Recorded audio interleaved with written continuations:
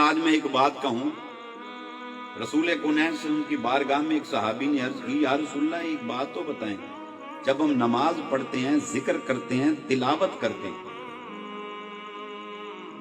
محبوب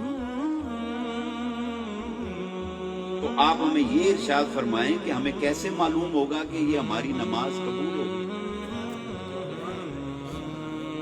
میرے آقا نے فرمایا اس کی ایک علامت ہے۔ کیا علامت ہے؟ فرمایا جب تیری آنکھ میں سے آنسو چھلکنا شروع ہو جائیں تو سمجھ لے تیرا سجدہ قبول ہو گیا۔ محبوب ہم جب دعا کے لیے ہاتھ اٹھاتے ہیں تو ہمیں کیسے معلوم ہوگا کہ یہ دعا قبول ہو گئی ہے؟ میرے آقا نے فرمایا جب تو دعا کر رہا ہو اور تیری آنکھ سے آنسو چھلک جائے، ایک نشانی اور دوسری نشانی تجھے چھینک آ جائے تو سمجھ لے تیری دعا قبول ہو گئی ہے۔ آئے نے چھک لئی ان اوڑ کے پے بندے۔ محبوب فرماتے ہیں تیری دعا قبول ہو گئی، اور میرے آقا فرماتے ہیں چھینک رحمان کی طرف سے ہے اور جمائی شیطان کی طرف سے ہے۔ فرمایا جب رب رحمان کسی بندے اور